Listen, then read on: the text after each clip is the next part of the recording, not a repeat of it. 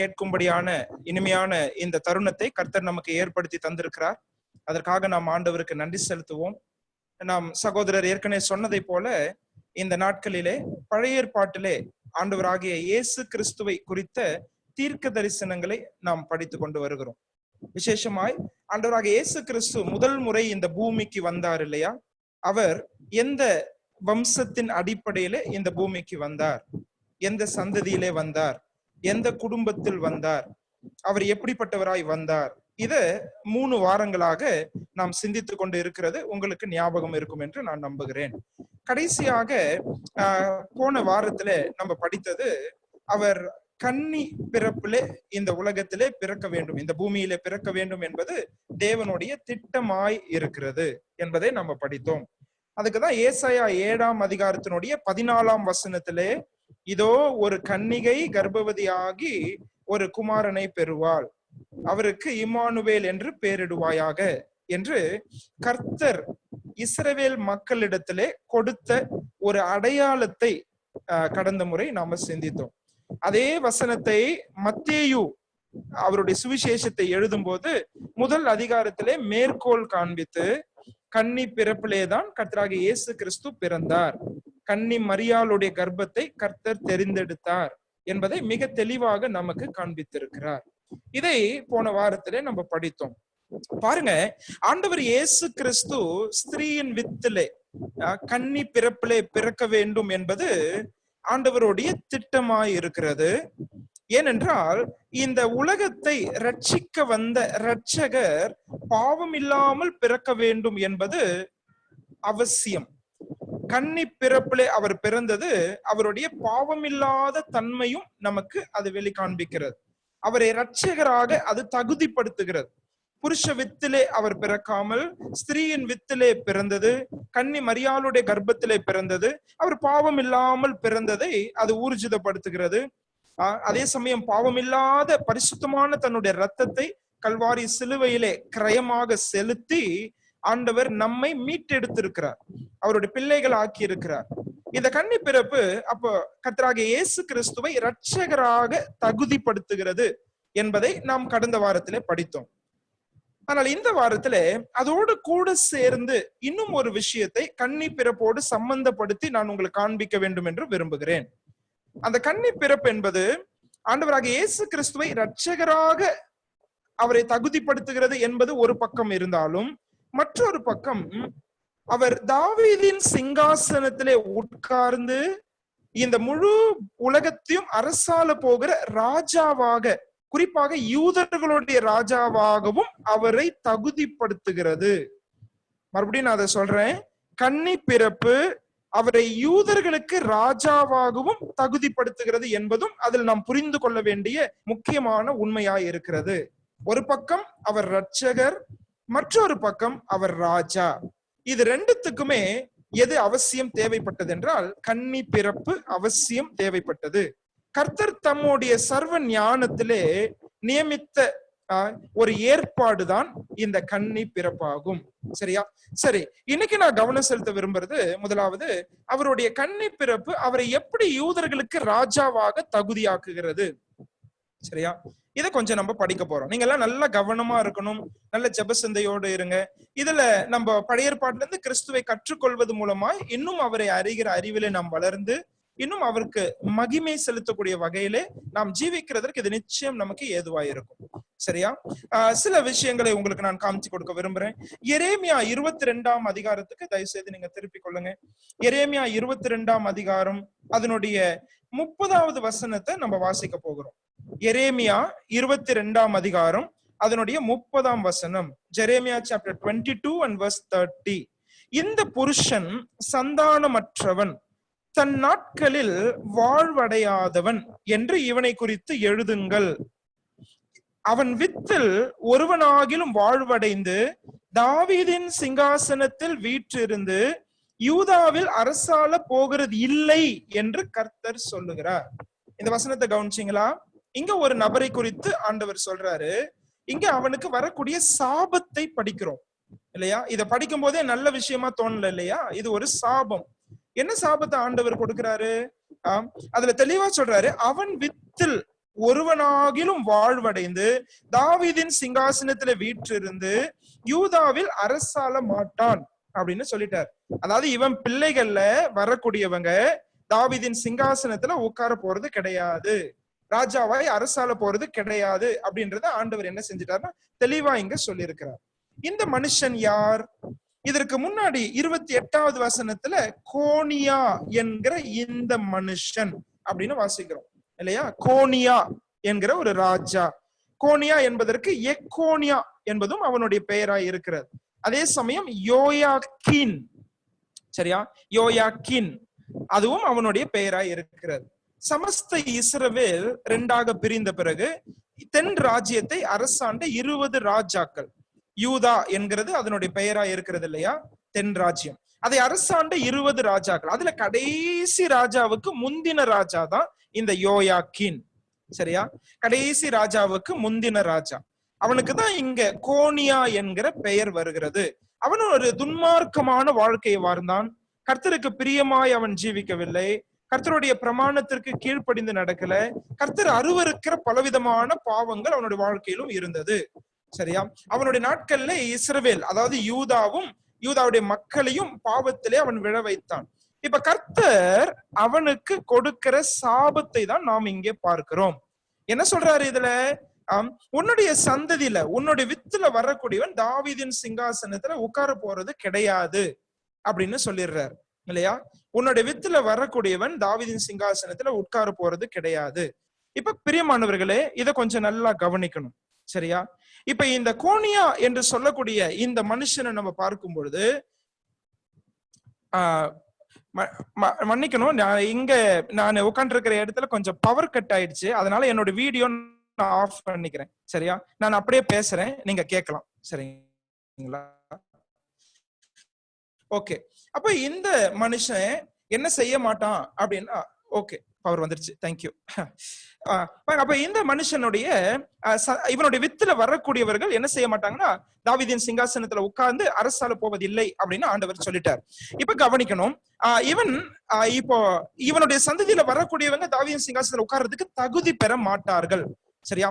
இப்ப கவனிக்கணும், இவனுடைய வித்திலே ஒருவேளை கர்த்தராக இயேசு கிறிஸ்து இவனுடைய வித்தின் அடிப்படையிலே வந்திருப்பாரானால், இந்த பூமியில பிறந்திருப்பாரானால், தாவீதின் சிங்காசனத்துல உட்கார்ந்து அரசாளுவதற்கான தகுதி இருக்காது. இவன் யாரு? இப்ப நம்ம ஆதியில இருந்து வரும்போது ஆபிரகாமுடைய சந்ததியில தாவீதனுடைய மகன் சாலமோனுடைய வம்சத்துல அப்படியே வந்துட்டே இருக்கும்போது மத்தேயு 1ஆம் அதிகாரத்துக்கு வாங்க. மத்தேயு 1ஆம் அதிகாரம், அதுல ஒரு வம்ச வரலாறை படிக்கிறோம் இல்லையா? அந்த வம்ச வரலாறுல மத்தேயு 1ஆம் அதிகாரம் 6வது வசனத்தை பாருங்க. 6வது வசனத்துல தாவீது படிக்கிறோம். 7வது வசனம் பாருங்க. 7வது வசனத்துல சாலமோன் படிக்கிறோம். 12வது வசனம் பாருங்க. 11வது வசனம் 12வது வசனம், இந்த 2 வசனத்துல எக்கோனியா பார்க்கிறோம். இந்த எக்கோனியாவுக்கு கொடுத்த சாபத்தை தான் இப்ப எரேமியா 22ஆம் அதிகாரத்துல படிச்சோம், சரியா? அப்ப இதே வம்சத்துலதான் அப்படியே படிச்சுக்கிட்டே வரும்போது யார் வராரு? 16வது வசனத்துல பாருங்க, யாக்கோபு மரியாளுடைய புருஷனாகிய யோசேப்பை பெற்றான், சரியா? நான் கொஞ்சம் பொறுமையா போறேன், உங்க எல்லாருக்கும் இது விளங்கணும், எல்லாருக்கும் இது புரியணும், சரியா? இந்த எக்கோனியா என்பவன் தாவீதின் வம்சத்திலே சாலமோனுடைய வம்சத்திலே வரக்கூடிய ஒரு நபர் இல்லையா, வரக்கூடிய ஒரு ராஜா. இப்ப அவனுடைய வம்சத்திலே வந்தவர் தான் மரியாளுடைய கணவனாகிய யோசேப்பு, சரியா? ஆனா இப்ப கவனிக்க வேண்டியது என்னன்னா, யோசேப்பினுடைய வித்தின் அடிப்படையில இயேசு கிறிஸ்து இந்த பூமியில பிறந்திருப்பாரானால், சரியா? யோசேப்பினுடைய வித்தின் அடிப்படையில இந்த பூமியில இயேசு கிறிஸ்து பிறந்திருப்பாரானால் அவராலே தாவீதின் சிங்காசனத்திலே உட்கார்ந்து அரசாளுவதற்கான தகுதி கிடைச்சிருக்காது. ஏன்னா எரேமியா 22:30 ரொம்ப தெளிவா சொல்லிடுச்சு, இந்த எக்கோனியா என்பவன் சந்தானமற்றவன், அவனுடைய வித்துல வரக்கூடியவங்க யாரும் தாவீதின் சிங்காசனம் உட்கார்ந்து அரசால போகிறது இல்லை என்பதை ஆண்டவர் தெளிவா சொல்லிட்டார், சரியா? அதனாலதான் இங்கே கன்னி பிறப்பு என்கிற வழிவகையை ஆண்டவர் தம்முடைய சர்வ ஞானத்திலே அவர் தெரிந்தெடுத்தார். கவனிச்சீங்களா? யோசேப்பினுடைய வித்தின் அடிப்படையில பிறந்தவர் அல்ல கர்த்தராகிய இயேசு கிறிஸ்து. அதை நாம் அறிந்திருக்கிறோம் இல்லையா? புருஷ வித்திலே அவர் பிறக்கவில்லை. 16வது வசனத்துல ரொம்ப அழகா மத்தேயு சொல்லியிருக்கிறார் பாருங்க. 1ஆம் அதிகாரம் 16வது வசனத்தை எல்லாரும் பாருங்க. மத்தேயு 1ஆம் அதிகாரம் 16ஆம் வசனம். யாக்கோபு மரியாளுடைய புருஷனாகிய யோசேப்பை பெற்றான், அவளிடத்தில். அதை கவனிச்சீங்களா? நியாயமா பார்த்தா அங்க என்ன வந்திருக்கணும்? அவனிடத்தில் அப்படின்னு வந்திருக்கணும், யோசேப்பிடத்தில். ஆனா அப்படி சொல்லல வேதம் இல்லையா? அவளிடத்தில் கிறிஸ்து எனப்படுகிற இயேசு பிறந்தார். யார் அந்த அவள்? மரியாள் இல்லையா? மரியாள். இப்ப கொஞ்சம் கவனிங்க. இந்த மரியாளுடைய வம்ச வரலாறை தான் லூக்கா 3ஆம் அதிகாரத்திலே வாசிக்கிறோம். லூக்கா 3ஆம் அதிகாரத்துல. இப்ப அந்த வம்ச வரலாறுக்கு கொஞ்சம் வாங்க. இந்த மரியாளுடைய வம்ச வரலாறை தான் லூக்கா 3ஆம் அதிகாரத்துல படிக்கிறோம். பைபிள் படிக்கும் போது உங்களுக்கு இந்த கேள்வி எழும்பியிருக்கா? மத்தேயு 1ஆம் அதிகாரத்திலும் இயேசு கிறிஸ்துவோட வம்ச வரலாறு படிக்கிறோம், லூக்கா 3ஆம் அதிகாரத்திலும் இயேசு கிறிஸ்துவோட வம்ச வரலாறு படிக்கிறோம். ஏன் இந்த 2 வம்ச வரலாறுகள்? இந்த கேள்வி உங்களுக்கு எப்பயாவது எழும்பியிருக்கா? அதற்கான விடை தான் நம்ம இப்ப பார்த்துட்டு இருக்கிறோம். சரியா? இப்ப லூக்கா 3ஆம் அதிகாரத்துல மரியாளுடைய வம்ச வரலாறை குறித்து நம்ம படிக்கும் பொழுது அதுல நம்ம கவனிக்க வேண்டிய ஒரு முக்கியமான விஷயம் என்னன்னா, கவனிங்க நான் சொல்றது. இப்ப நான் சொல்ல போறது ரொம்ப முக்கியமானது. தாவீதினுடைய மகனாகிய நாத்தான், இதை நல்லா கவனிக்கணும். தாவீதினுடைய மகனாகிய நாத்தான் என்பவருடைய வரிசையிலிருந்து வந்தவள் தான் மரியாள். கவனிச்சீங்களா? அங்க மத்தேயு 1ல என்ன பாக்குறோம்? தாவீதினுடைய மகன் யாரு? சாலமோன். சாலமோனுடைய வம்சத்திலிருந்து வந்தவர் தான் யோசேப்பு. அதாவது இயேசு கிறிஸ்துவினுடைய இந்த பூமிக்குரிய தகப்பனாகிய யோசேப்பு. அவர் சாலமோனுடைய வம்சத்திலிருந்து வந்தவர். சரியா? சாலமோன், எக்கோனியா பத்தி இப்ப படிச்சுட்டு இருக்கிறோம். அதுல இருந்து வந்தவர் யோசேப்பு. ஆனா இங்க நம்ம படிக்கிறது லூக்கா 3ஆம் அதிகாரத்துல அங்க தாவீது, அதுக்கு பிறகு நாத்தான். சரியா? பாருங்க, அதை நம்ம எங்க வாசிக்கிறோம்? லூக்கா 3ஆம் அதிகாரத்தினுடைய 31வது வசனத்தை பாருங்க. 31வது வசனம் பாருங்க. அதுல வாசிக்கும் போது கடைசி என்ன வாசிக்கிறோம் பாருங்க. நாத்தான் தாவீதின் குமாரன். அதை கவனிச்சீங்களா? அடுத்தது தாவீது ஈசாயின் குமாரன். நாத்தான் தாவீதின் குமாரன். இந்த 2 வித்தியாசத்தை நம்ம கவனிக்கிறது ரொம்ப முக்கியம். சரியா? அப்ப அங்க சொல்லப்பட்டிருக்கிற வம்ச வரலாறு மத்தேயு 1ஆம் அதிகாரத்துல சொல்லப்பட்டிருக்கிறது தாவீது, சாலமோன், அதுல இருந்து வந்த யோசேப்பு. ஆனா லூக்கால சொல்லப்பட்டிருக்கிற வம்ச வரலாறு தாவீது, அப்புறம் யாருங்க? நாத்தான். சாலமோன் கிடையாது, நாத்தான். அதுல இருந்து வந்தவள் தான் மரியாள்.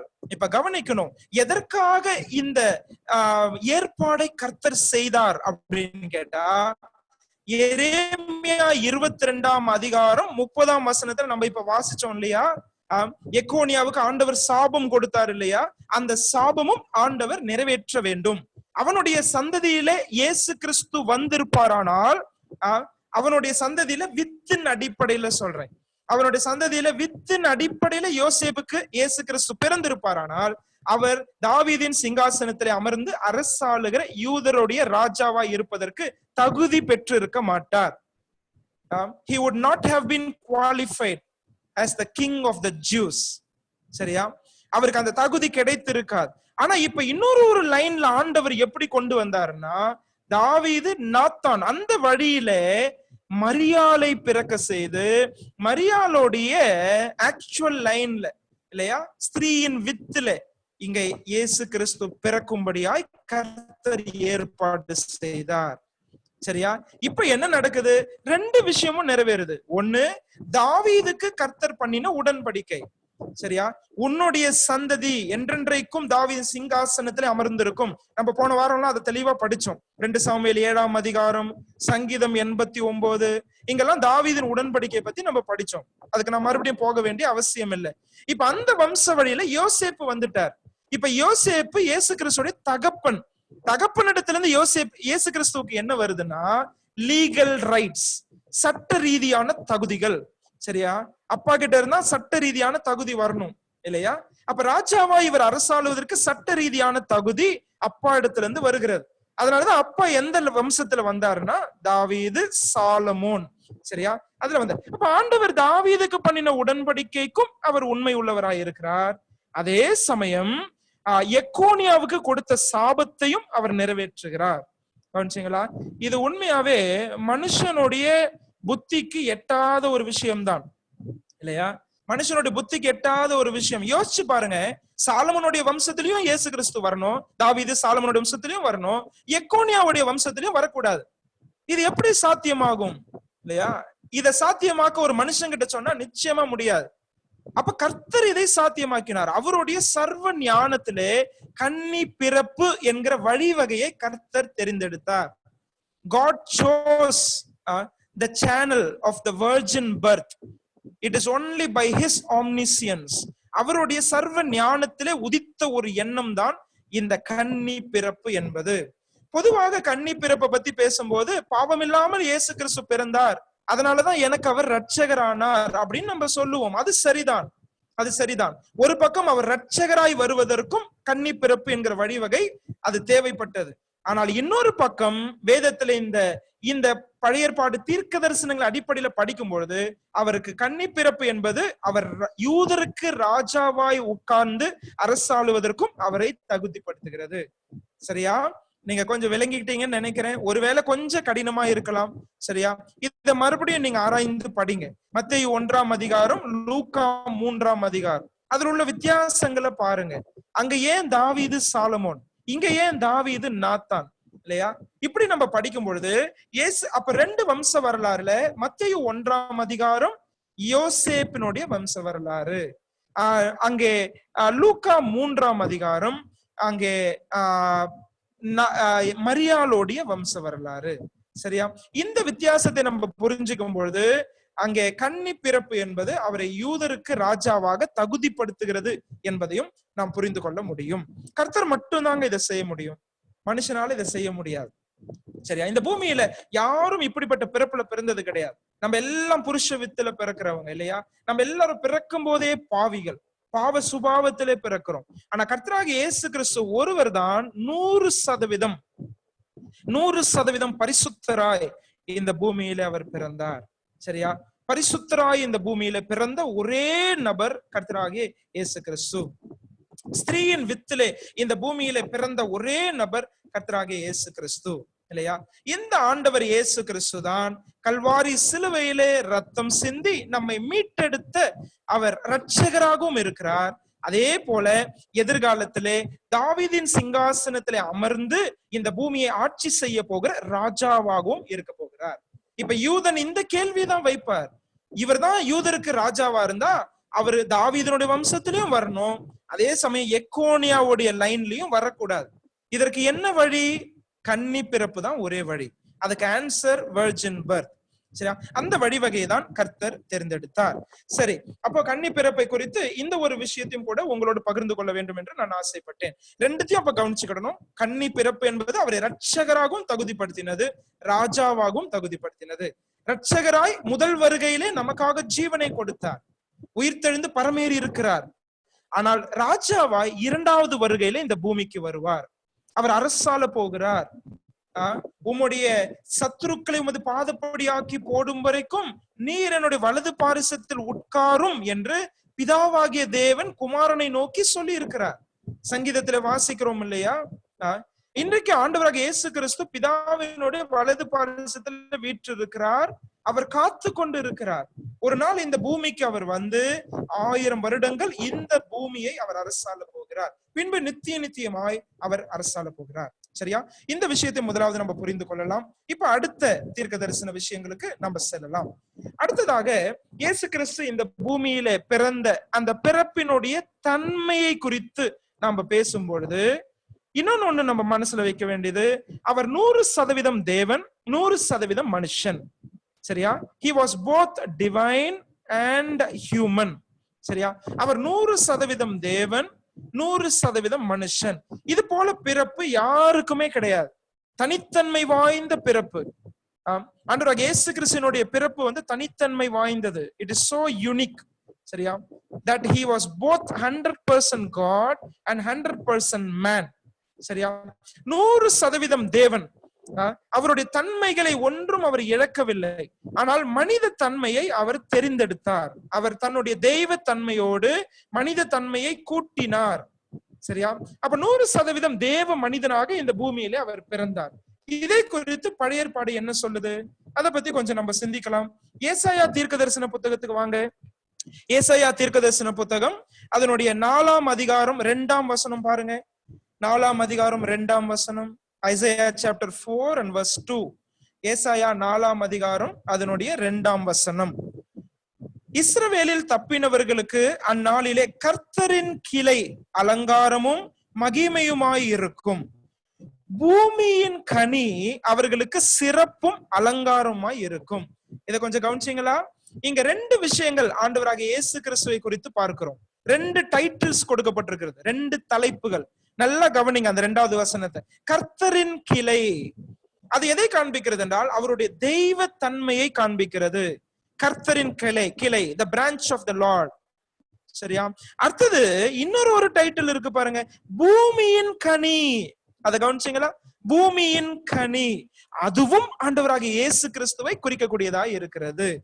ஏன் பூமியின் கனின்னு வாசிக்கிறோம்னா, அவர் மனுஷ தன்மையாய் இந்த பூமியிலே வந்தார் இல்லையா, அதை குறிக்கிறது. that is describing his human nature, மனித தன்மையை குறிக்கிறது. அதனாலதான் பூமியின் கனி என்று ஏசாயா எழுதி வச்சிருக்கிறார். இங்க 2மே வருது பாருங்க. கர்த்தரின் கிளை, அவர் 100% தேவன். பூமியின் கனி, ஏன் பூமியின் கனி?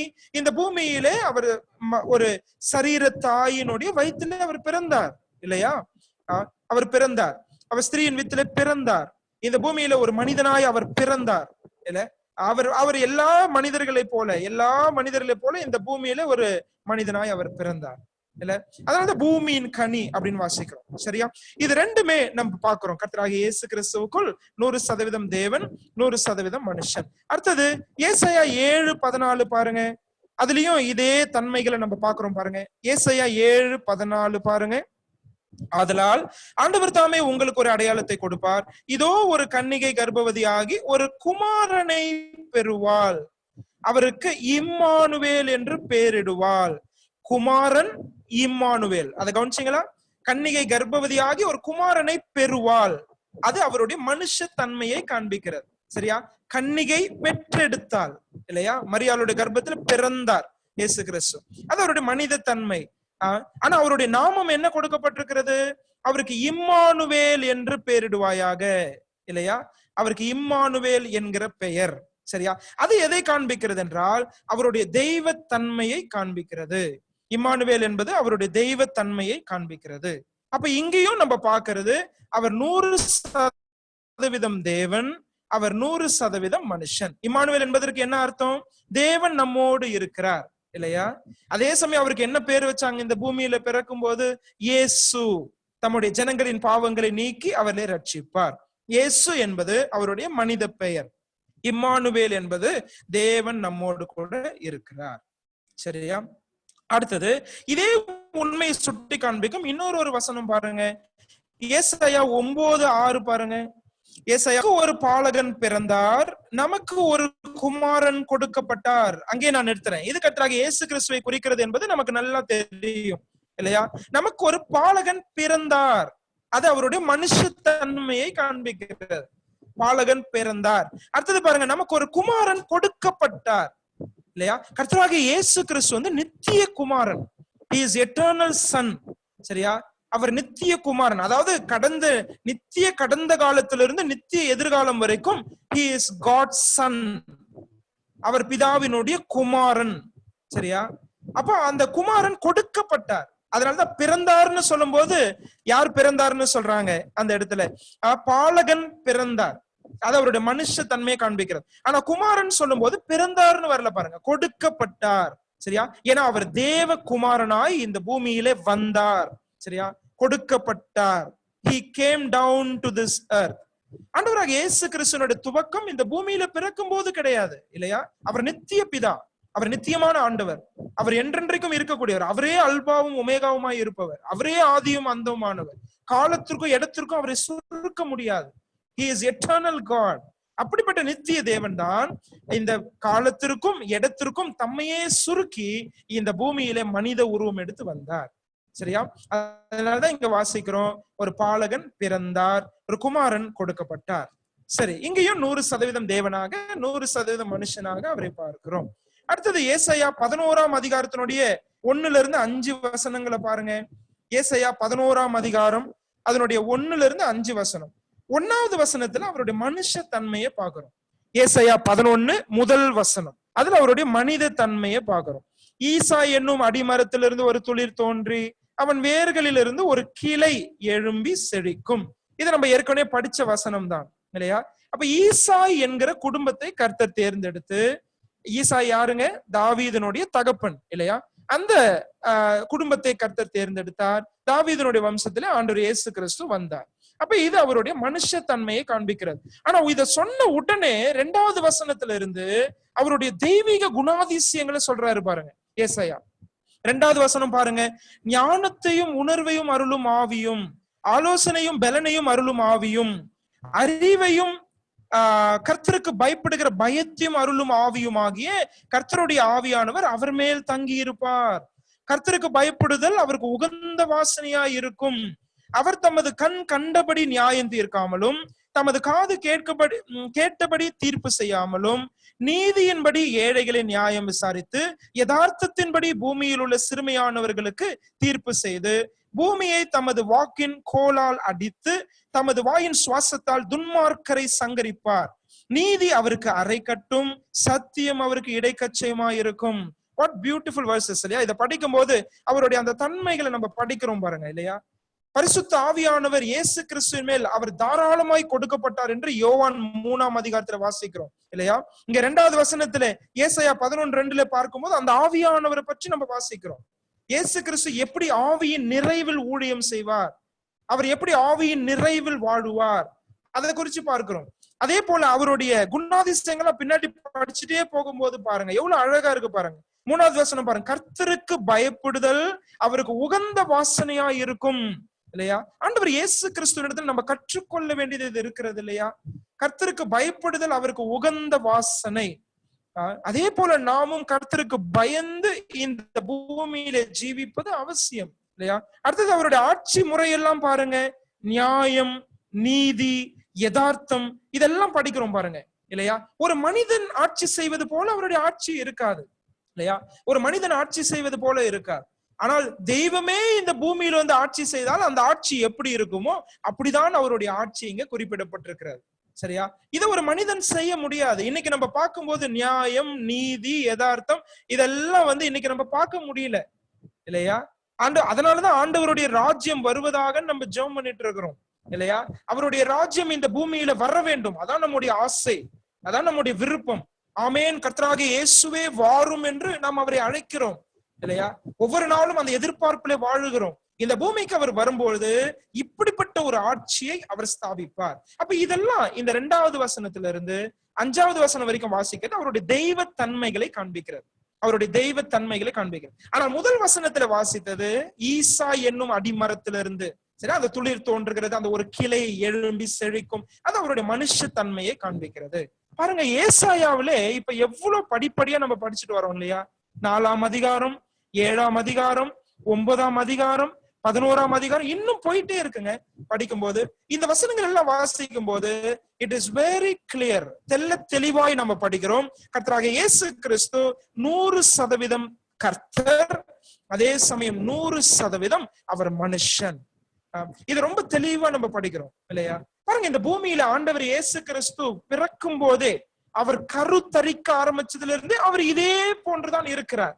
100% கர்த்தர், 100% மனுஷன். சரியா? இதுல ஏதாவது ஒரு தன்மையை கூட அவரிடத்துல இருந்து நீக்க கூடாது. சரியா? ஒரே ஒரு தன்மையை கூட அவரிடத்துல இருந்து நீக்க கூடாது. இந்த பூமியில வாழும் போது அதை வெளிப்படுத்தினார் இல்லையா? பல்வேறு விதங்களை வெளிப்பட 12வது வயசுலயே சொன்னாருங்க, என்னுடைய பிதாவுக்கு அடுத்தவைகளில் நான் இருக்கணும் அப்படின்னு சொன்னார். ஏன் அவ்வளவு தூரம்? அவருடைய பிறப்பிலே பாக்குறோம் இல்லையா? ஆவியானவரால் நிழலிடப்பட்டார் அப்படின்னு வாசிக்கிறோம் இல்லையா? ஆவியானவரால் நிழலிடப்பட்டார் கர்ப்பத்திலே இல்லையா? அப்புறம் 12வது வயசுல இப்படி சொன்னாரு. 30வது வயசுல ஞானஸ்நான நிகழ்வின் போது அதை நம்ம பார்க்கிறோம் இல்லையா? தொடர்ந்து அவருடைய ஊழியத்திலே பார்க்கிறோம். ஒரு பக்கம் அவர் லாசருவே வெளியிலே வா அப்படின்னு அவருடைய தேவத்தன்மையை வெளிப்படுத்துறாரு. அதே பகுதியில கொஞ்ச நேரம் முன்னாடி அவர் கண்ணீர் விட்டு அழுகிறார் இல்லையா? மனுஷ தன்மையை காண்பிக்கிறார். ஒரு பக்கம் லாசரு வெளியில வான்னு தெய்வத்தன்மையை காண்பிக்கிறாரு, ஒரு பக்கம் அவர் கண்ணீர் விட்டு அழுது அவருடைய மனுஷ தன்மையை காண்பிக்கிறார் இல்லையா? இன்னொரு பக்கம் சமாரியா ஸ்திரீயின் இடத்துல பேசும்போது அதே மாதிரி பார்க்கிறோம், அவருக்கு சோர்வு இருக்கிறது, அதே போல இன்னொரு இடத்துல அவருக்கு பசி இருக்கிறது இல்லையா? அதே சமயம் அவர் அற்புதங்களை செய்கிறார், காற்றையும் கடலையும் அதட்டுகிறார் இல்லையா? அப்ப பாருங்க, அவருடைய மனுஷத்தன்மை, தெய்வத்தன்மை, இது இரண்டுமே ஆண்டவராக இயேசு கிறிஸ்து என்கிற ஒரே நபரில் தான் பரிபூர்ணமாய் இருந்தது. சரியா? அவர் சிலுவைக்கு போகும்போதும் அப்படிதான். ஆண்டவர் இயேசு கிறிஸ்து மட்டும் வெறும் தேவனாக சிலுவைக்கு போயிருந்தாலும் நமக்கு ரட்சிப்பு கிடைச்சிருக்க முடியாது. வெறும் மனுஷனா சிலுவைக்கு போயிருந்தாலும் ரட்சிப்பு கிடைச்சிருக்க முடியாது. நான் சொல்றது புரியுதா? அவர் 100% தேவனாக 100% மனுஷனாக சிலுவைக்கு சென்றார். ஒரு மனிதனாய் பாடுகளை அனுபவிக்கணும். இந்த மாம்சத்துல அவர் பாடுகள் பட வேண்டும். அவர் வெறும் தேவனா சிலுவைக்கு போயிருந்தா நம்ம என்ன சொல்லுவோம்? அவர் நம்மள போல சரீரத்துல பாடுகளை ஏற்றுக்கொள்ளலையே அப்படின்னு சொல்லுவோம் இல்லையா? ஆனா ஆண்டவர் இயேசு கிறிஸ்து 100% மனுஷனாக இருந்து அவர் பாடுகளை அனுபவித்தார். உச்சம் தலையிலிருந்து உள்ளங்கால் வரைக்கும் அடிக்கப்பட்டார், அவருடைய ரத்தத்தை சிந்தினார், ஜீவனை கொடுத்தார். சரியா? அதே சமயம் 100% தேவனாகவும் ஜீவனை கொடுத்தார். அவர் தேவனா இல்லைன்னு சொன்னா நம்மளை ரட்சிக்க அவருக்கு திராணி இருந்திருக்காது. சரியா? அவர் 100% தேவனாக 100% மனுஷனாக கல்வாரி சிலுவையிலே நமக்காக ஜீவனை கொடுத்தார். அதே போல 100% தேவனாக 100% மனுஷனாக அவர் என்ன செய்தார் என்றால் உயிரோடு கூட எழுந்தார். இப்பயும் அதே தன்மையோடு பிதாவினுடைய வலது பாரிசத்தில் இருக்கிறார். சரியா? எதிர்காலத்துல இந்த பூமிக்கு வரும்போதும் அவர் தேவ மனிதனாக தான் வருவார். அவருடைய ஹைப்போஸ்டாட்டிக் யூனியன் என்றைக்குமே மாறாது. He is a theanthropic person. அவர் 100% தேவன், 100% மனுஷன். அந்த தன்மை அவரை விட்டு இனி மாறாது, இனி என்றென்றைக்கும். பாருங்க, இன்னைக்கு அவர் பரிந்து பேசிட்டு இருக்கிறார் இல்லையா? பரிந்து பேசிட்டு இருக்கும் போது நம்முடைய ஃபீலிங்ஸ் எல்லாம் அவர் புரிஞ்சு வச்சிருக்கிறார் இல்ல? நம்முடைய பலவீனங்களில் பரிதபிக்க கூடிய பிரதான ஆசாரியராக இருக்கிறார் இல்லையா? ஏன்னா நம்மை போல சோதிக்கப்பட்டார். அதனாலதான் அவர் இன்றைக்கும் 100% மனுஷனாக இருக்கிறார். இந்த பூமியில வந்து he lived in such a way that he went through all the human experiences. He had all the human experiences. அதனால எபிரேயருக்கு எழுதின ஆக்கியோன் எழுதுறாரு, நம்மை போலவே சோதிக்கப்பட்டு இல்லையா? He was tempted in all the different forms through which we are tempted. சரியா? நம்மை போல சோதிக்கப்பட்ட, ஆனால் அவரிடத்தில் பாவம் இல்லை, அவரால் பாவம் செய்யவும் முடியாது. சரியா? அவரிடத்துல பாவம் இல்லை. இப்ப பாவம் இல்லாதவர் அவர் வாழ்ந்தார். ஆனா அதே சமயம் நம்ம புரிஞ்சுக்க வேண்டியது, நம்முடைய எல்லா அனுபவங்கள் வழியா அவர் கடந்து சென்றார். நம்முடைய வாழ்க்கை அவருக்கு புரியும், நம்ம அனுபவிக்கிற இந்த பாடுகள் அவருக்கு புரியும். நீங்க சோர்வுற்று இருக்கிறீங்களா, அது அவருக்கு புரியும். சரியா? நம்ம இந்த உலகத்துல ஒவ்வொரு முறையும் நம்ம அனுபவிக்கிற எல்லா அனுபவங்களும் அவர் புரிந்து வைத்திருக்கிறார். புரிந்து வைத்த பிரதான ஆசாரியர் தான் நமக்காக என்ன செய்கிறார்? நமக்காக பரிதபிக்க கூடிய பிரதான ஆசாரியர், நம்முடைய பலவீனங்களில் நமக்கு உதவி செய்யக்கூடிய, ஏற்ற சமயத்திலே சகாயம் செய்யக்கூடிய, ஏற்ற சமயத்துல இரக்கம் செய்யக்கூடிய, இரக்கம் காண்பிக்கக்கூடிய பிரதான ஆசாரியராய் அவர் இருக்கிறார் இல்லையா? பாருங்க, அவர் இந்த பூமியிலே அப்படி அவர் பிறந்ததுனாலதான் தேவனை மனிதனுக்கு வெளிப்படுத்தினார், மனிதனை தேவனோடு ஒப்புரவாக்கினார். இந்த ரெண்டு சத்தியமும் நம்ம புரிஞ்சுக்கிறது ரொம்ப அவசியம் இல்லையா? பாருங்க, பழைய ஏற்பாட்டு காலத்துல யாக்கோபு அந்த பெத்தேல் என்ற இடத்துல வரும்பொழுது ஒரு ஏணியை தரிசனத்துல பார்த்தார் இல்லையா? ஒரு ஏணி, வானத்துக்கும் பூமிக்கும், வானத்தையும் பூமியும் தொடுகிற ஒரு ஏணி. அந்த ஏணியில தூதர்கள் ஏறுறாங்க, தூதர்கள் இறங்குறாங்க. இத அவர் சொப்பனத்துல பார்த்தார், தரிசனத்துல பார்த்தார் இல்லையா? ஆனா இத யோவான் 1ஆம் அதிகாரத்துல இயேசு கிறிஸ்து நாத்தான்வேல் கிட்ட சொல்லும் பொழுது அவர் என்ன சொல்றாரு பாருங்க. யோவான் 1ஆம் அதிகாரத்துக்கு வாங்க. யோவான் 1ஆம் அதிகாரத்துக்கு தயவு செய்து திருப்பிக் கொள்ளுங்க. யோவான் 1ஆம் அதிகாரம் அதனுடைய 51வது வசனம் பாருங்க. John chapter 1 verse 51, 51வது வசனம் பாருங்க. பின்னும் அவர் அவனை நோக்கி, அதாவது இயேசு கிறிஸ்து நாத்தான்வேலை நோக்கி என்ன சொல்றாரு பாருங்க. வானம் திறந்திருக்கிறதையும் தேவ தூதர்கள் மனுஷகுமாரனிடத்திலிருந்து ஏறுகிறதையும் இறங்குறதையும் நீங்கள் இது முதல் காண்பீர்கள். கவனிச்சீங்களா? என்னங்க இது? ஏணிக்கு பதிலா இங்க என்ன சொல்றாரு? மனுஷகுமாரன் அப்படின்னு சொல்றாரு பாருங்க இல்லையா? அங்கே யாக்கோபு கண்ட தரிசனத்துல ஏணி தான் பார்த்தாரு. ஆனா இங்க அந்த ஏணி யாருன்னு தன்னை வெளிப்படுத்துகிறார் என்றால், நான் தான்ப்பா அந்த ஏணி, நான் தான் அந்த ஏணி இல்லையா? ஏன்னா இந்த ஏணியினுடைய ஒரு முனை எங்க இருந்துச்சு? பரலோகத்துல இருந்தது இல்லையா? வானத்துல இருந்தது. இன்னொரு முனை எங்க இருக்குது? பூமியில் இருக்கிறது. அப்பனா இங்க என்ன சொல்ல வர்றார் கர்த்தராகிய இயேசு கிறிஸ்து? நான் தான் பரலோகத்தையும் பூமியையும் இணைக்கிற இணைப்பு. கவனிச்சீங்களா? I am the divine link that is linking the heaven and the earth. இது ஒரு வெளியேறப்பட்ட சத்தியம் பிரியமானவர்களே, இல்லையா? இததான் நாத்தான்வேலுக்கு ஆண்டவர் உணர்த்தினார். அவர்தான் பரலோகத்தையும் பூமியும் இணைக்கிற இணைப்பு. அவர்தான் தேவனையும் மனுஷனையும் இணைக்கிற இணைப்பு, இல்லையா? 1 தீமோத்தேயுல வாசிக்கிறோம் இல்லையா? 1 தீமோத்தேயுல அதுல 2ஆம் அதிகாரத்தினுடைய 5-6 வசனங்கள், இதெல்லாம் நமக்கு பரிச்சயமான பகுதி தான் இல்லையா? 1 தீமோத்தேயு 2ஆம் அதிகாரம் அதனுடைய 5-6 வசனங்கள் பாருங்க. அதுல என்ன வாசிக்கிறோம்? தேவன் ஒருவரே, தேவனுக்கும் மனுஷருக்கும் மத்தியஸ்தரும் ஒருவரே, இல்லையா? அவர் யாருங்க? 6வது வசனம் பாருங்க. எல்லாரையும் மீட்கும் பொருளாக தம்மை ஒப்பு கொடுத்த மனுஷனாகிய கிறிஸ்து இயேசு அவரே. சரியா? he is the divine link. தேவனுக்கும் மனுஷருக்கும் மத்தியஸ்தர் அவர் ஒருவர் தான், இல்லையா? இந்த ஆண்டவராகிய இயேசு கிறிஸ்து தான் நம்முடைய பாவங்களை மன்னித்து நம்மை பிதாவோடு ஒப்புரவாக்குகிறார். அதே போல இந்த ஆண்டவராகிய இயேசு கிறிஸ்து தான் தேவனை மனிதனுக்கு வெளிப்படுத்தினார். யோவான் 1ல வாசிக்கிறோம் இல்லையா? அவர் எதுக்காக இந்த பூமிக்கு வந்தார்னு யோவான் எழுதி இருக்கிறார். தேவனை வெளிப்படுத்த வந்தார். he revealed the father, இல்லையா? தேவனை ஒருவனும் ஒரு காலம் கண்டதில்லை, நாம் காண முடியாது. ஆனால் கர்த்தராகிய இயேசு கிறிஸ்துவே தேவனாக இந்த பூமிக்கு வந்து தேவனை வெளிப்படுத்தினார். இட்ஸ் சோ பியூட்டிஃபுல் இல்ல?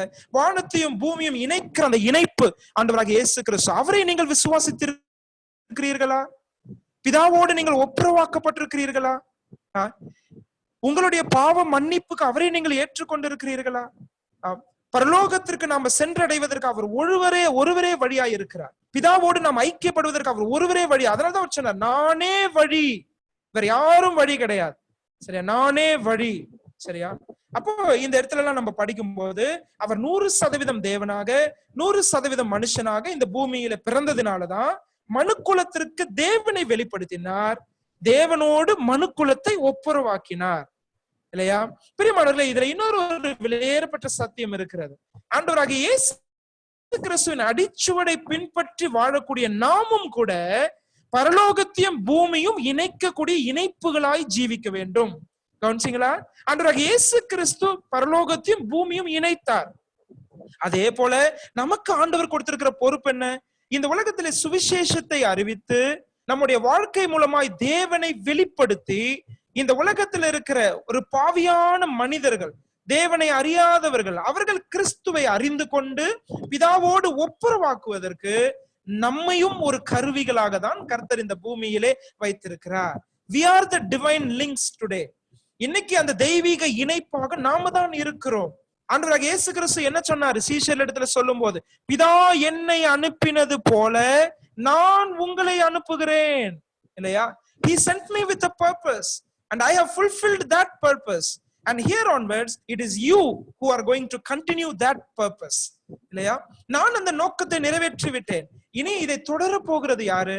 அப்போஸ்தலர்கள் என்று சொன்னார். அப்போஸ்தலர்களுடைய அந்த வரிசையில வரக்கூடிய விசுவாசிகளாகிய நாம் இந்த ஊழியத்தை தான் இன்றைக்கு செய்து கொண்டிருக்கிறோம், இல்லையா? நம்ம எந்த துறையில இருந்தாலும் சரி, இல்லையா? நம்ம ஒருவேளை முழு நேர ஊழியர்களா இல்லாம இருக்கலாம், ஒரு எந்த துறையில வேலை செய்யறா இருந்தாலும் சரி, படிக்கிறவர்களா இருந்தாலும் சரி, சரியா? நம்முடைய குடும்பம் எல்லாவற்றிலும் நமக்கு ஒரே நோக்கம் தான் இருக்கணும். அது என்னன்னா, ஆண்டவரை மற்றவர்கள் அறிந்து கொள்வதற்கு என்னுடைய வாழ்க்கையின் மூலமா இந்த தெய்வத்தை வெளிப்படுத்த வேண்டும். கர்த்தராகிய இயேசு கிறிஸ்துவை நான் வெளிப்படுத்த வேண்டும். என்னுடைய பக்கத்துல இருக்கிற குடும்பங்கள் என்னுடைய குடும்பத்தை பார்த்து, இது என்ன ஒரு சின்ன பரலோகம் போல இருக்குதே, இது என்ன கணவன் மனைவிக்குள்ள இவ்வளவு அன்பு இருக்குதே, இல்லையா? இப்படி ஒரு கீழ்ப்படிதல் இருக்கு, இப்படி ஒரு சமாதானம் இருக்கு, இப்படி ஒரு சந்தோஷம் இருக்கு, இவ்வளவு பாதிப்பு இன்னைக்கு உலகத்துல இருக்கு, நாங்கெல்லாம் பயந்து போய் இருக்கிறோம், ஆனா இவங்க மட்டும் எப்படி சாந்தமா இருக்கிறாங்க, இவங்க மட்டும் எப்படி இந்த பாடுகள் மத்தியில சந்தோஷமா இருக்கிறாங்க. பிரியமானவர்களே, நீங்க மட்டும் அப்படிப்பட்ட வாழ்க்கையை வாழுவீர்களானால் இந்த பூமியை நீங்கள் பரலோகத்தோடு இணைப்பீர்கள். இங்க இருக்கக்கூடிய மக்களுக்கு இயேசு கிறிஸ்துவை பிரதிபலிக்கிறீர்கள், இல்லையா? நாம தேவனுடைய ஸ்தானாதிபதிகளாய் இங்க நம்ம வாழ்ந்து கொண்டு இருக்கிறோம். அதை மறந்து விடக்கூடாது. ஒப்புரவாக்குதலின் ஊழியத்தை நமக்கும் கர்த்தர் தந்திருக்கிறார். சரியா? நமக்கும் தந்திருக்கிறார். we are given this great ministry of reconciliation. தேவனோடு மனிதர்களை ஒப்புரவாக்க வேண்டும், மனிதர்களையும் கூட ஒப்புரவாக்க வேண்டும். எவ்வளவு அருமையான சிந்தனை இல்லையா? இதை பத்தி நம்ம பேசிக்கிட்டே போலாம்னு நினைக்கிறேன். இல்ல, அவ்வளவு அருமையான ஒரு விஷயங்கள். ஆண்டவராக இயேசு கிறிஸ்துவை குறித்து அப்ப நம்ம படிக்கிறது, அவர் 100% தேவன், 100% மனுஷன். அவர் தேவ மனிதனாய் இந்த பூமிக்கு வந்தார். தேவ மனிதனாகவே இன்றைக்கு அவர் பரிந்து பேசுகிறார். தேவ மனிதனாகவே ஒரு நாள் இந்த பூமிக்கு மீண்டும் வந்து அவர் அரசாள போகிறார். சரியா? இந்த விஷயத்தை தான் உங்களோட பகிர்ந்து கொள்ள வேண்டும் என்று நான் ஆசைப்பட்டேன். அப்ப அவரோட பிறப்பின் தன்மையில கன்னி பிறப்பு மட்டும் அல்ல, அடுத்தது நம்ம படிச்சது 100% தேவன், 100% மனுஷன். அடுத்தது இன்னொரு ஒரு தீர்க்க தரிசனத்துக்கு நம்ம போயிடலாம். அடுத்தது நம்ம படிக்க போற தீர்க்க தரிசனம் எதை பற்றி என்றால், ஆண்டவராக இயேசு கிறிஸ்து இந்த பூமிக்கு வந்ததின் காலம் என்ன? What is the time?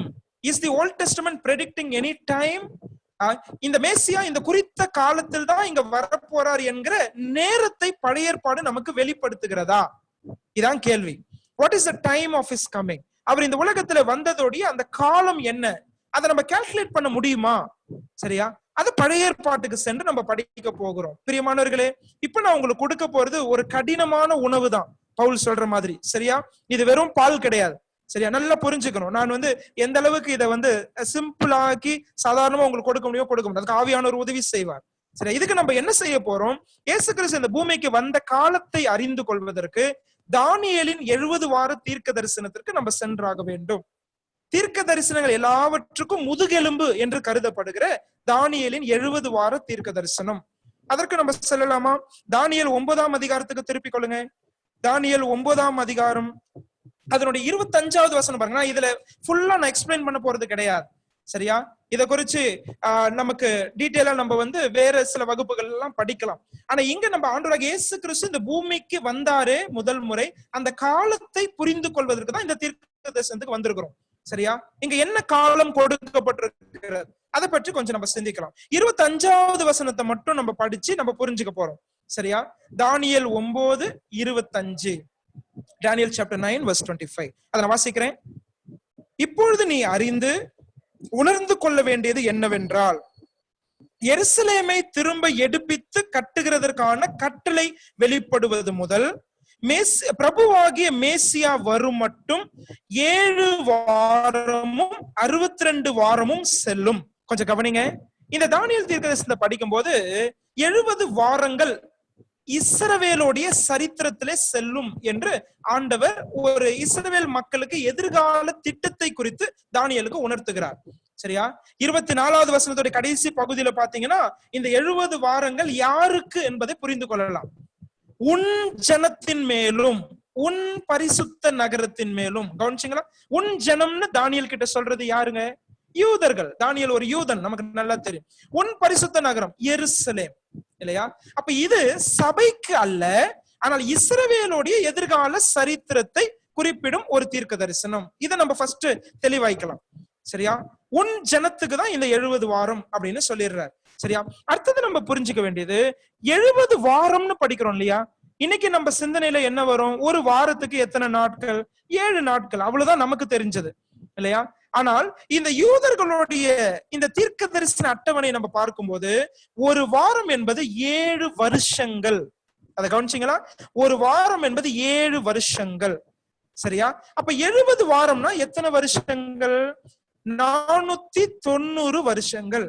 அப்ப இங்க என்ன சொல்றாருன்னா, இனி அடுத்த 490 வருஷத்திற்கான தீர்க்க தரிசனத்தை தான் நான் உனக்கு கொடுக்க போறேன் அப்படின்னு தானியேல் கிட்ட காபிரியேல் தூதன் சொல்லுகிறார். இனி எதிர்காலத்துல 490 வருஷங்களுக்கு என்ன நடக்க போகுது, இஸ்ரவேலுடைய சரித்திரத்துல என்ன நடக்க போகுது, அததான் நான் உனக்கு சொல்ல போறேன் அப்படின்னு ஆண்டவர் இங்க காபிரியேல் மூலமாய் தானியேலுக்கு வெளிப்படுத்துகிறார். அதுல பாருங்க, முதல் 69 வாரங்களை பத்தி சொல்றாரு இந்த இடத்துல. 25வது வசனம் பாருங்க. 7 வாரமும் 62 வாரமும். அதை கவனிச்சீங்களா? 7 வாரமும் 62 வாரமும். இது ரெண்டையும் கூட்டிக்கணும். 7 + 62 எவ்வளோ? 69 வாரங்கள். அப்பனா 483 வருஷங்கள் இல்லையா? 69 வாரங்கள்னா ஒரு வாரத்துக்கு 7 வருஷம். அப்ப 69 வாரங்கள் என்பது 483 வருஷம். அப்ப 483 வருஷங்களுடைய துவக்கம் எங்கே, முடிவு எங்கே என்பதை இந்த வசனத்துல வெளிப்படுத்துகிறார். உங்களுக்கு எல்லாருக்கும் புரியுதா? கொஞ்சம் கடினமானதுதான், கொஞ்சம் நல்லா கவனிச்சா புரிஞ்சிடும். சரியா? இந்த முதல் 69 வாரங்களுடைய துவக்கம் எங்கே, முடிவு எங்கே, அதை இந்த வசனத்துல சொல்றாரு பாருங்க. 2 நிகழ்வுகள் குறிப்பிடப்பட்டிருக்கிறது 25வது வசனத்துல. அந்த முதல் நிகழ்வு என்ன பாருங்க, எருசலேமை திரும்ப எடுப்பித்து கட்டுகிறதற்கான கட்டளை வெளிப்படுவது முதல். இங்கதான் அந்த முதல் 483 வருஷம் ஆரம்பிக்குதுன்னு சொல்றார். அது என்ன கட்டளை? எருசலேமை திரும்ப கட்டுவதற்கான கட்டளை என்ன? இது நெகேமியா 2ஆம் அதிகாரம் 1-8 வசனங்களிலே நம்ம ஒரு கட்டளையை குறித்து வாசிக்கிறோம். அதுக்கு நம்ம திருப்ப வேண்டாம், நீங்க குறிப்பெடுக்கிறவங்க எடுத்து வச்சுக்கோங்க. நெகேமியாவுடைய முகம் துக்கமாய் இருக்கிறது. அர்த்தசாஸ்திர ராஜா கேட்கிறாரு, ஏன்பா உன் முகம் வாடி போயிருக்கு? ஒரு பானபாத்திரக்காரனுடைய முகம் வாடி போய் இருக்க கூடாது இல்லையா? ராஜாவுக்கு சந்தேகம் வந்துடும் இல்லையா, ஏன் வாடி போயிருக்கு? அப்ப சொல்றாரு, இந்த மாதிரி எருசலேம் என்னுடைய நகரம் இப்படி இருக்கு, அங்க மதில் சுவர் இல்ல. அப்ப அர்த்தசாஸ்திர ராஜா ஒரு கட்டளையை கொடுத்து நெகேமியாவை எருசலேமுக்கு அனுப்புகிறார். என்ன வேலைக்காக அனுப்புகிறார்? அலங்கம் கட்டுவதற்காக. எருசலேமோடைய அந்த மதில் சுவரை கட்டணும். அந்த நாட்கள்ல மதில் சுவர் தான் ஒரு பெரிய பாதுகாப்பு ஒரு நகரத்துக்கு, அதை கட்டணும். அதற்காக நெகேமியா அனுப்பப்படுகிறார். அப்போ அர்த்தசாஸ்திர ராஜா ஒரு ஆணை கொடுத்து அமிச்சார் இல்லையா? அந்த கட்டளையினுடைய வருஷம் தான் கிமு 444. இதுக்கு மட்டும் நீங்க ஸ்லைடும் ஃபாலோ பண்ணிக்கலாம். உங்களுக்கு ஸ்லைடு எட்வர்ட் பிரதர் காமிக்கிறார் இல்லையா, அந்த ஸ்லைட்ஸ் ஃபாலோ பண்ணிக்கலாம். சரியா? கிமு 444. குறிப்பிட்ட அந்த தேதி என்னவென்றால் மார்ச் 5ஆம் தேதி. சரியா? அப்ப மார்ச் 5ஆம் தேதி கிமு 444 தான் இந்த கட்டளையை அர்த்தசாஸ்திர ராஜா நெகேமியாவுக்கு சொல்றாரு, கொடுக்கிறாரு. இந்த நாளில் தான் தானியேலுடைய 70 வாரங்கள் ஆரம்பிக்கிறது. சரியா? அந்த நாள்ல தான் தானியேலுடைய 70 வாரங்கள் ஆரம்பிக்கிறது. சரி, அப்ப முதல் 69 வாரங்களுடைய துவக்கத்தை பாக்குறோம். இங்க அதனுடைய முடிவு எங்க போகுது? அதனுடைய முடிவு பாருங்க, 25வது வசனம் பாருங்க. 25வது வசனத்துல அதனுடைய 2வது பகுதியில வாசிக்கிறோம் பாருங்க. பிரபுவாகிய மேசியா வரும் மட்டும். அதை கவனிச்சீங்களா? பிரபுவாகிய மேசியா வரும் மட்டும். பிரபுவாகிய மேசியானா யாருங்க? கண்டிப்பா அது கர்த்தராகிய இயேசு கிறிஸ்துவை தான் குறிக்கிறது, அதுல எந்த சந்தேகமும் கிடையாது. அதனாலதான் மேசியானே சொல்லிட்டாங்க இல்லையா? பிரபுவாகிய மேசியா. அப்ப ஆண்டவராகிய இயேசு கிறிஸ்து வரும் மட்டும் இந்த 483 வருஷங்கள் செல்லும் அப்படின்னு சொல்றாரு. இந்த முதல் 69 வாரங்கள் செல்லும். இது எந்த வருகை? அவர் வரும் மட்டும் அப்படின்னு சொல்றது எந்த வருகை? சரியா? முதல் வருகையில இந்த பூமிக்கு அவர் வந்து பிறந்து அவருடைய ஊழியமும் ஆரம்பித்து, ஊழியத்தினுடைய முடிவுல அவர் கழுதை குட்டியின் மேல் எருசலேமுக்கு பவனி வந்தார் இல்லையா? அந்த நிகழ்வை நம்ம எல்லாம் அறிஞ்சிருக்கிறோம். ஒரு வாரம் முன்னாடி, அவர் சிலுவையில அறையப்படுவதற்கு ஒரு வாரம் முன்னாடி அவர் என்ன செய்கிறார்? அந்த ட்ரையம்ஃபல் என்ட்ரி அப்படின்னு சொல்றோம் இல்லையா? அவர் வந்து அந்த எருசலேமுக்கு கழுதை குட்டியின் மீது அவர் ராஜாவாக பவனி வருகிறார், தம்மை வெளிப்படுத்துகிறார் இல்லையா? தம்மை வெளிப்படுத்த. இதை குறிச்சுதான் லூக்கா 19ஆம் அதிகாரத்துல படிக்கிறோம். எல்லாரும் அந்த பகுதி கொஞ்சம் திருப்பிக்கோங்க, அதுக்கு பிறகு நம்ம இந்த தானியேலுக்கு வரலாம். லூக்கா 19ஆம் அதிகாரத்துக்கு பாருங்க. லூக்கா 19ஆம் அதிகாரத்துல ஏறத்தாழ 30வது வசனத்துல இருந்தே 31வது வசனத்துல இருந்தே அதை பற்றி நம்ம வாசிக்கிறோம். கழுதை குட்டி அந்த சீஷர்கள் கொண்டு வராங்க, அதன் மேலே அவர் கம்பீரமாய் உட்கார்ந்து அவர் என்ன செய்கிறார்? அந்த எருசலேமுக்குள் அவர் பவனி வருகிறார். சரியா? இந்த பவனி வருதல் சகரியா 9ஆம் அதிகாரம் 9ஆம் வசனத்தை யூதர்களுக்கு ஞாபகப்படுத்தும். சகரியா 9:9 என்ன வாசிக்கிறோம் பாருங்க. எல்லாரும் அந்த வசனத்தை கொஞ்சம் திருப்புங்க. அந்த தீர்க்கதரிசனத்தை நம்ம இது மூலமா படிச்சிடலாம். சகரியா 9:9 பாருங்க. சகரியா 9ஆம் அதிகாரம் 9ஆம் வசனம். சியோன் குமாரத்தியே மிகவும் களிக்கூறு, எருசலேம் குமாரத்தியே கம்பீரி, இதோ உன் ராஜா. அதை கவனிச்சீங்களா? இது கர்த்தராகிய இயேசு கிறிஸ்துவை குறிக்கிறது. இதோ உன் ராஜா உன்னிடத்தில் வருகிறார், அவர் நீதி உள்ளவரும் ரட்சிக்கிறவரும் தாழ்மை உள்ளவரும். அதை கவனிச்சீங்களா? தாழ்மை உள்ளவரும் கழுதையின் மேலும் கழுதை குட்டியாகிய மரியின் மேலும் ஏறி வருகிறவருமாயிருப்பார். அதை கவனிச்சீங்களா? அப்ப இந்த ராஜா ஒரு சமாதான ராஜாவாக இல்லையா, ஒரு தாழ்மையின் கோலத்திலே ராஜாவாக தன்னை என்ன செய்கிறார் என்று சொன்னால் இங்க வெளிப்படுத்துகிறார்.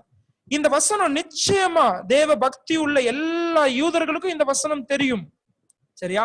இத தெரிஞ்சுதான் பல பேர் என்ன செய்யறாங்கன்னா, இந்த நிகழ்ச்சி நடக்கும் போது லூக்கா 19க்கு வந்துருங்க. லூக்கா 19 இந்த நிகழ்வு நடைபெறும் போது நிறைய பேர் சந்தோஷப்பட்டு தேவனை புகழ்கிறார்கள். 38வது வசனம் எப்படி முடியுது பாருங்க. மிகுந்த சந்தோஷத்தோட தேவனை புகழ்ந்தார்கள். என்னன்னு சொல்லி புகழறாங்க? கர்த்தருடைய நாமத்திலே வருகிற ராஜா ஸ்தோத்திரிக்கப்பட்டவர்.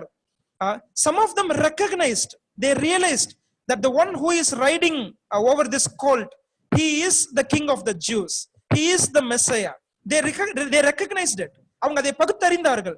இந்த வசனம் தெரிந்தவர்கள் இதை சொல்லி துதிக்கிறாங்க, ஆண்டவரை புகழுறாங்க, மகிமைப்படுத்த. அந்த குருத்தோல் எல்லாம் அங்க விரித்து போட்டு, தங்களுடைய வஸ்திரம் எல்லாம் அங்க கீழே போட்டு இல்லையா அந்த ராஜாவை வரவேற்கிறார்கள் எருசலேமுக்குள்ள, இல்லையா? பாருங்க. ஆனா இப்படி சொல்லும் போது இன்னும் சிலர் என்ன செய்யறாங்க? உம்முடைய சீஷரை அதட்டும் அப்படின்னு சொல்றாங்க. 39ஆம் வசனத்துல பாருங்க, இல்லையா? பரிசேயரில் சிலர் என்ன செய்யறாங்க? போதகரே உம்முடைய சீஷரை அதட்டும். They were not ready to accept. இந்த ஆண்டவர் இயேசு கிறிஸ்து தம்மை சகரியா 9:9 அடிப்படையில மேசியாவாக வெளிப்படுத்தினாலும் அதை ஏற்றுக்கொள்ள இவங்களுக்கு மனதில்லை. அவர்களுக்கெல்லாம் வசனம் தெரியும், ஆனா ஏற்றுக்கொள்ள மனதில்லை. இயேசு கிறிஸ்துவை விசுவாசிக்கல, சரியா? அதனால அவர்கள் அதட்டும் அப்படின்னு சொல்றாரு. அப்ப இயேசு கிறிஸ்து என்ன சொல்றாரு பாருங்க, எப்பா இவங்க பேசலனா இந்த கல்லுகள் கூட பேசும்பா அப்படின்னு சொல்றாரு, இல்லையா? இந்த கல்லுகள் பேசும். ஏன்னா இவங்களுக்கு எல்லாம் ஒண்ணு தெரியும். என்ன தெரியும்? தானியேல் 9:25 தானியேல் குறிப்பிட்டிருக்கிற அந்த பிரபுவாகிய மேசியா வருவார் அப்படின்னு சொல்லி இருக்கிறது இதே நாள் அப்படின்றது யூதர்களுக்கு நல்லா தெரியும், நல்லா தெரியும். எவ்வளவு அருமையா இருக்கு பாருங்க பைபிள் படிக்கும் போது. தானியேல் ஒரு 500 வருஷத்துக்கு முன்னாடி எழுதுறாருங்க, இயேசு கிறிஸ்து பிறக்கிறதுக்கு 500 வருஷம் முன்னாடி, இல்லையா? ஆனா அவர் சொல்றாரு, இந்த நாளை பத்தி எழுதி வச்சிருக்கிறாரு, இல்லையா? அவர் இந்த நாளை குறித்து எழுதி வச்சு. அதனாலதான் பேதுரு சொல்றார், பரிசுத்த மனுஷர் பரிசுத்த ஆவியினாலே ஏவப்பட்டு பேசினார்கள், தீர்க்க தரிசனம் யாவும் சுய தோற்றத்தினால் வந்ததல்ல, இல்லையா? அப்ப தேவன் இந்த தீர்க்க தரிசனத்தை தானியேலுக்கு கொடுத்தார். அதனாலதான் அவர் எழுதி வச்சிருக்கார், this is the inspired word of God. இது கர்த்தருடைய அகத்தூண்டுதலினால் வந்த வேத வசனம். இந்த ஒரே ஒரு புஸ்தகத்துக்கு மட்டும்தான் பல வருஷத்துக்கு முன்னாடியே எதிர்காலத்தை துல்லியமாக அறிவிக்கக்கூடிய திராணி இருக்கிறது. This is only the living book in the Bible, இல்லையா? ஆச்சரியமா இருக்கு இதெல்லாம் படிக்கும்போது. தானியேல் தீர்க்கதரிசனம் அப்ப இதை சொல்லும் பொழுது அந்த 69 வாரங்கள் 483 வருஷங்கள் எங்கே துவங்கும் என்றும் எங்கே முடியும் என்றும் மிக துல்லியமாக தானியேல் அறிவித்திருக்கிறார். இந்த நாள்ல தாங்க இயேசு கிறிஸ்து என்ன செய்யறாருன்னா, எக்ஸாக்ட்லி ஆன் தட் டே, இதே நாள் அவர் என்ன செய்யறாருன்னா எருசலேமுக்குள் அவர் பவனி வருகிறார், இல்லையா? அவர் சொல்றத பாருங்க, 42வது வசனத்துல பாருங்க. ரொம்ப துக்கம் அடைந்தவரா இதை சொல்றாருங்க. இப்படி நான் வந்தும் உங்களுக்கு எல்லாம் சத்தியம் தெரிஞ்சும் என்னை ஏற்றுக்கொள்ள உங்களுக்கு மனசு இல்லையேப்பா, என்ன நீங்க ஏற்றுக்கொள்ளலையேப்பா. அதனால என்ன சொல்றாரு பாருங்க 42வது வசனத்துல, உனக்கு கிடைத்த இந்த நாளிலாகிலும், குறிப்பா இந்த நாளிலாகிலும் சொல்றாரு பாருங்க. அதை அண்டர்லைன் பண்ணி வச்சுக்கோங்க. இங்கதான் தானியேலுடைய 69வது வாரத்தினுடைய முடிவு வருகிறது. இந்த நாளிலாகிலும் உன் சமாதானத்துக்கு ஏற்றவைகளை நீ அறிந்திருந்தாயானால் நலமாயிருக்கும். இப்பொழுதோ அவைகள் உன் கண்களுக்கு மறைவாயிருக்கிறது, இல்லையா? பாருங்க, ஆண்டவர் இயேசு கிறிஸ்து எத்தனையோ விதங்களில் தன்னை வெளிப்படுத்தினார், எத்தனையோ விதங்களில் தன்னை வெளிப்படுத்தினார், இல்லையா? காலத்தினுடைய அடையாளங்கள் எல்லாம் உங்களுக்கு கண்டுபிடிக்க முடியாதான்னு கேட்டார். யூதர்கள் கேட்கும் போது கேட்டாங்க, வானத்திலிருந்து ஒரு அடையாளத்தை காட்டும்னு கேட்டாங்க. இயேசு கிறிஸ்து சொன்னார், ஏன்பா எப்ப மழை பெய்யும், எப்ப வெயில் அடிக்கும், இதெல்லாம் உங்களுக்கு தெரியுது, காலத்தினுடைய அடையாளங்கள் எல்லாம் உங்களுக்கு நிதானித்து அறிய முடியலையா அப்படின்னு கேட்டார், இல்லையா? பழைய ஏற்பாடு இதெல்லாம் சொல்லுதேப்பா என்ன பத்தி, இதையே உங்களுக்கு புரியல, உங்களுடைய மனம் ஏன் இப்படி குருடாய் இருக்கிறது, ஏன் நீங்க என்ன நீங்க விசுவாசிக்கல, இந்த சமாதானத்தை நீங்க இழந்துட்டீங்க. அதனால என்ன சொல்றாரு பாருங்க 42 வசனம், இப்பொழுதும் அவைகள் உன் கண்களுக்கு மறைவாயிருக்கும். கவனிச்சீங்களா? இனி ஒரு குருட்டாட்டம் உனக்கு வரும். இஸ்ரவேல் நாட்டுக்கு இதை சொல்லுகிறார், இல்லையா? அந்த குருட்டாட்டத்துலதான் இன்னைக்கும் இஸ்ரவேல் மக்கள் வாழ்ந்துட்டு இருக்கிறாங்க. 69 வாரங்கள் இங்க முடிவடைந்தது. ஆனா 70வது வாரம் எதிர்காலத்திலே உபத்திரவ காலத்தில் தான் துவங்கும். அப்ப சபை 69வது வாரத்திற்கும் 70வது வாரத்துக்கும் இடைப்பட்ட நாட்களில் இருக்கிறது, சரியா? அந்த விஷயங்களுக்கு நம்ம ரொம்ப டீப்பா போக வேண்டாம். ஆனா ஆண்டவராக இயேசு கிறிஸ்து இந்த பூமியிலே வந்த அந்த காலத்தை நாம் புரிந்து கொள்வதற்கு there is a clue. அதுதான் தானியேல் 9ஆம் அதிகாரத்துல இப்ப படிச்சோம், இல்லையா? பிரபுவாகிய மேசியா வரும் மட்டும் கழுதை குட்டியின் மேல் எருசலேமுக்குள் அவர் வரக்கூடிய பவனியை குறித்து தான் தானியேல் அங்கே எழுதி வைத்திருக்கிறார். சரியா? இந்த நாள் எக்ஸாக்டா மேட்ச் ஆகுது, எக்ஸாக்டா மேட்ச் ஆகுது. பாருங்க, ஒரு கால்குலேஷன் உங்களுக்கு இப்போ எட்வர்ட் பிரதர் காமிப்பாரு, நீங்க அதை ஸ்கிரீன்ஷாட் எடுத்து வச்சுக்கோங்க. சரியா? அதை நீங்க எடுத்து வச்சுக்கோங்க. இது கொஞ்சம் நமக்கு சொல்றதுக்கு கடினமா இருக்கும். நம்ம இங்க என்ன பண்ணிருக்கிறோம் அப்படின்னா, ஒரு பக்கம் யூத கேலண்டர் வச்சுக்கிட்டோம், இன்னொரு பக்கம் கிரெகோரியன் கேலண்டர். நம்ம இப்ப ஃபாலோ பண்றோம் இல்லையா, கிரெகோரியன் கேலண்டர், இந்த நாட்காட்டியை வைத்துக் கொண்டோம் இல்லையா? என்ன செய்திருக்கிறோம்னா, இங்க தானியேல் சொன்னது சரியாய் நிறைவேறினதா அப்படின்றத கணக்கு பண்ணி ஒரு எழுத்தாளர் காண்பித்திருக்கிறார். அவர் பேர் ஹரோல்ட் ஹர்னர். அவருடைய கால்குலேஷன் தான் நான் உங்களுக்கு எடுத்து காமிச்சிருக்கிறேன். இதை நீங்க தயவு செய்து ஸ்கிரீன்ஷாட் எடுத்து வச்சுக்கோங்க. நான் உங்களுக்கு சொல்லிடுறேன் இப்போ, ஆனா நீங்க எடுத்து வச்சு பின்னாடி நீங்க அதை ஆராய்ந்து படிக்கலாம். சரியா? ஒரு பக்கம் யூத கேலண்டர், சரியா, 483 வருஷங்கள். ஏன்னா 69 வாரங்கள், 69 வாரங்கள் என்பது ஒரு வாரத்திற்கு 7 வருஷம். அப்ப 483 வருஷங்கள். ஒரு வருஷத்துக்கு 360 நாட்கள். யூதர்களுடைய கேலண்டர்ல பாத்தீங்கன்னா 360 நாட்கள் தீர்க்க தரிசன அந்த கேலண்டர். அதனால டோட்டல் நாட்கள் எவ்வளவு வருதுன்னா 1,73,880 நாட்கள். இது வந்து யூத கேலண்டர், அப்படியே வச்சுக்கலாம். இப்ப இதே நாட்கள் நமக்கு கிரெகோரியன் கேலண்டர்ல மேட்ச் ஆகுதா அப்படின்றதையும் நம்ம கணக்கு பண்ணி பார்க்கணும் இல்லையா? அப்ப நம்ம என்ன செய்யறோம், கிமு 444 எடுத்துக்கிறோம். நெகேமியாவுக்கு அர்த்தசாஸ்திர ராஜா கட்டளை கொடுத்தாரு இல்லையா, அந்த வருஷத்தை எடுத்துக்கிறோம். அதே போல இயேசு கிறிஸ்து கழுதை குட்டியில பவனி வந்தார் இல்லையா, அது கிபி 33. கவனிச்சீங்களா? கிபி 33. அப்ப கிமு 444 இருந்து கிபி 33 வரை 486 வருஷங்கள். அந்த 486 வருஷங்களுக்கு எத்தனை நாட்கள் என்பதையும் கணக்கு பண்ணிக்கிறோம். அது கூட லீப் ஆண்டினுடைய நாட்களையும் சேர்த்துக்கிறோம். அது கூட அந்த நாட்களையும் கணக்கு பண்ணி இதெல்லாம் சேர்த்து பார்த்தா 1,73,880 நாட்கள் எக்ஸாக்டா வர்றதை நம்ம பார்க்கலாம். சரியா? இதை ஃபாலோ பண்றதுக்கு ஒருவேளை சிலருக்கு கடினமா இருக்கலாம். இதற்குள்ள நான் போறது இல்லை. I'm not going into the specifics. இதெல்லாம் எஸ்கேட்டாலஜி கிளாஸ்ல படிச்சுக்கலாம் வேற இதுல. சரியா? ஆனா இந்த கால்குலேஷன் படி நம்ம பார்க்கும்போது ஒரு விஷயம் ஆண்டவர் ரொம்ப அழகா காமிச்சிருக்கிறாருங்க வேதத்துல. அது என்ன அப்படின்னா, அவருடைய வார்த்தை ஒன்றும் மாறாது. சரியா? இந்த கால்குலேஷன்லாம் நமக்கு போட தெரியுதோ இல்லையோ, ஆனா ஆண்டவர் உண்மை உள்ளவர். அவர் சொல்லுவாரானால் அது அப்படியே நடைபெறும் இல்லையா? மனம் மாறுவதற்கு அவர் ஒரு மனுஷன் அல்ல. அவர் சொன்ன காரியங்கள்ல அவர் உண்மை உள்ளவராய் இருக்கிறார். அததான் நம்ம இங்க பாக்குறோம். அப்ப இயேசு கிறிஸ்து இந்த பூமியிலே முதல் முறை வந்ததனுடைய அந்த காலத்தை நாம் கணக்கு பண்ணுவதற்கு தான் தானியேலின் 70 வார தீர்க்க தரிசனம் நமக்கு உதவியாய் இருக்கிறது. கலாத்தியர் புஸ்தகத்துல பவுல் எழுதுறாரு இல்லையா, குறித்த காலத்தில் இல்லையா, குறித்த காலத்தில் ஸ்திரீயின் வித்திலே நியாயப்பிரமாணத்துக்கு கீழானவரும் ஸ்திரீனிடத்தில் பிறந்தவரும் கர்த்தராகிய இயேசு கிறிஸ்து இந்த பூமியிலே அவர் வந்தார். He came at the exact appointed time. இதெல்லாம் உலக தோற்றத்துக்கு முன்பதாகவே நியமிக்கப்பட்டது. குறித்த காலத்துல இயேசு கிறிஸ்து இந்த பூமிக்கு வந்தார். இதை கேட்டுக்கொண்டிருக்கும் பிரியமானவர்களே, இப்படிப்பட்ட உண்மையுள்ள இந்த வேதாகமத்தை நீங்கள் எந்த அளவுக்கு நேசித்து படிக்கிறீர்கள்? இந்த நாட்கள்ல கர்த்தர் நமக்கு இதை கொடுத்திருக்கிறார் இல்லையா, இதை நம்ம நேசித்து வாசிக்கணும் இல்லையா? ஆண்டவருடைய உண்மை தன்மையை நீங்க உங்களுடைய வாழ்க்கையில நீங்க அனுபவிக்கணும் இல்லையா?